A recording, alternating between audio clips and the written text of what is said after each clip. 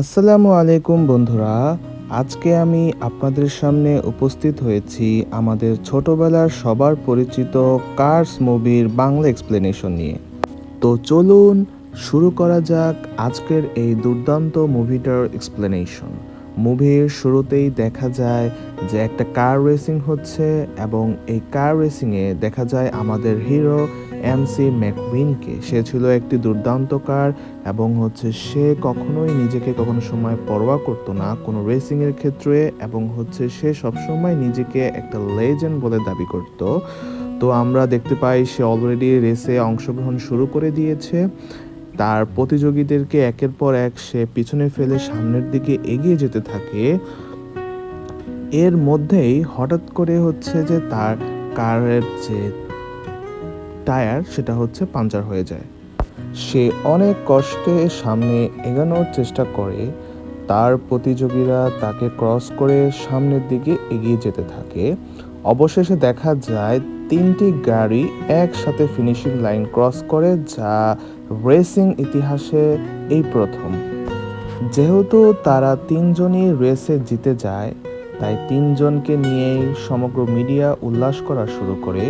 এরই মধ্যে ঘোষণা করা হয় ক্যালিফোর্নিয়াতে আরেকটি বড় রেসের আয়োজন করা হয়েছে। অপরদিকে আমাদের হিরো তার অ্যাসিস্ট্যান্টের সাথে বাকবিতণ্ডায় জড়ায় যে সে যদি সময় মতো তার টায়ার চেঞ্জ করত তাহলে সেই জিতত। তো যাই হোক, তার অ্যাসিস্ট্যান্টরা রাগে ফোঁসে তাকে ছেড়েই চলে যাওয়ার সিদ্ধান্ত নেয় এবং সে সম্পূর্ণরূপে একা হয়ে যায়। তো যাই হোক, প্রেস কনফারেন্স শেষে সে রওনা হয় তার গন্তব্যে। অতঃপর তার সাথে দেখা হয় তার ট্রান্সপোর্ট কার এর সাথে। তার একটা কোম্পানির স্পন্সরশিপ কিনা ছিল, তাদেরই প্রোডাক্ট রিভিউ দিতে হবে। তো সে সোজা চলে যায় সেই প্রোডাক্ট রিভিউ দেওয়ার জন্য। এরপরে সে রওনা হয় তার গন্তব্যে ক্যালিফোর্নিয়াতে। ট্রান্সপোর্ট কারটার সাথে তার একটা গভীর সম্পর্ক ছিল, অর্থাৎ বন্ধু টাইপের আর কি। অপরদিকে যে তারকে ফোন করা শুরু করে তার যে কোম্পানি অর্থাৎ ক্যালিফোর্নিয়াতে রয়েছে, যে তাকে বলা হয় দ্রুত সেইখানে পৌঁছানোর জন্য। তো সে সেই কথা মতো ট্রাককে বলে যে আজকের মধ্যে আমাদেরকে সেইখানে পৌঁছাতে হবে। যদিও ট্রাকটা একটু ক্লান্ত ছিল, অর্থাৎ সে ঘুমিয়ে ঘুমিয়ে পড়ার মতো অবস্থায় ছিল আর কি। তো ট্রান্সপোর্ট কারটা ঘুমিয়ে পড়ে আবার হঠাৎ জেগে ওঠে। এরপরে দেখা যায় যে তার পিছনে চারটে বদমাইশ কার তাকে ফলো করে। তাদের উদ্দেশ্য ছিল এই বড় ট্রাকটাকে খাদে ফেলানো। কিন্তু হঠাৎ করে দেখা যায় ম্যাককুইন পিছলে যায় এবং সে ট্রাক থেকে পড়ে যায়। অতঃপর পিছন থেকে অনেক গাড়ি আসতে থাকে। সে অ্যাক্সিডেন্টের ভয়ে কোনো রকম বেঁচে যায় এবং সে তার পথ হারিয়ে ফেলে। এবং সে যেহেতু পথ হারিয়ে ফেলে, সে খুঁজতে থাকে তার সেই ট্রাকটাকে। সে কিন্তু কোনো মতেই সে তার ট্রাকটাকে খুঁজে পায় না। অনেক চেষ্টা করে, অনেক দৌড়াদৌড়ি করে, কিন্তু সে কোনো মতেই না পেয়ে ভুল পথে ভুল জায়গায় চলে যায়। অতঃপর সে দূর থেকে একটি ট্রাক দেখতে পায়। সে ভাবে এটা হয়তো তারই ট্রাক, কিন্তু আসলে সেটা হয় না, সেটা তো তার ট্রাক ছিলই না। অতঃপর সে হতাশ হয়ে পড়ে, কি করে কোথায় যাবে সে কিছুই বুঝতে পারে না। তো সে সোজা রোড ধরে আগানো শুরু করে, ভাবে এই রোড দিয়ে গেলেই হয়তো সে খুঁজে পাবে তার রাস্তা। কিন্তু তার অনেক গতি অনেক বেশি হওয়ার কারণে সেখানকার যে পুলিশ ছিল, পুলিশ তাকে তাড়া করা শুরু করে। সে যাওয়ার পথে রাস্তার সব কিছু ভেঙে চুরে তছনছ করে ফেলে। তার এই গতির কারণে রাস্তার মাঝখানে ফাটল ধরা শুরু করে এবং এক পর্যায়ে সে কাঁটাতারের বেড়ায় আটকে পড়ে। এর পরের দিন ট্রাকটা ক্যালিফোর্নিয়াতে পৌঁছায়। সব মিডিয়া অপেক্ষায় ছিল তাকে দেখার জন্য, কিন্তু সে তো ট্রাকে ছিলই না। সবাই হতবাক হয়ে পড়ে। এরপর সবাই ট্রাককে জিজ্ঞাসা করে তার বিষয়, কিন্তু ট্রাক তো কিছুই জানে না। ফলশ্রুতিতে ট্রাকটা অনেক হতাশ হয়ে পড়ে। অপরদিকে এই খবর মিডিয়াতে ভাইরাল হয়ে যায়। চারদিকে শুধু একটাই খবর যে কোথায় ম্যাককুইন। অপরদিকে আমরা দেখতে পাই যে সেইখানে এমসি ম্যাকুইনের সাথে তার পরিচয় হয় একটা পুরনো ভাঙ্গা ট্রাকের সাথে, যার নাম ছিল হচ্ছে মিটার। সো মিটারের সাথে সে কথাবার্তা শুরু করে। অতঃপর তাকে হাজির করা হয় আদালতে। সেখানেই তার বিচার হবে, কারণ হচ্ছে সে অনেক ক্ষতি করেছে এই শহরে। তো এই আদালতে একজন বিচারক ছিলেন। সো সেই বিচারক উপস্থিত হয়, যার নাম হ্যাডসন। ম্যাকুইন বলে, তোমরা কি কেউই আমাকে চেনো না? আমি তো রেসিং কার, আমি তো রেস করি, আমার একটা ইন্টারন্যাশনাল রেস আছে, আমার সেখানে রেস করতে হবে। তো আমাকে ছেড়ে দাও, আমি তোমাদের ক্ষতিপূরণ দিয়ে দিব, প্লিজ আমাকে ছেড়ে দাও, আমাকে যেতে দাও। সো এরপরে হচ্ছে দেখা যায় হ্যাডসন বলে যে তুমি আমাদের এত ক্ষতি করেছো যে তোমার মুখ এই এলাকায় কেউ দেখতে চায় না, তুমি চলে যাবে আর কখনো কখনো এখানে ফিরে আসবে না। অপরদিকে দেখা যায় সেখানকার একজন অ্যাডভোকেট, যার নাম ছিল সিলি। তো ম্যাকুইন তো তার ক্রাশ হয়ে পড়ে, তাকে মুগ্ধ হয়ে পড়ে। তো সিলি বলে যে যেহেতু ম্যাকুইন আমাদের ক্ষতি করেছে, তার তো কিছু একটা শাস্তি হওয়া উচিত, তাই না?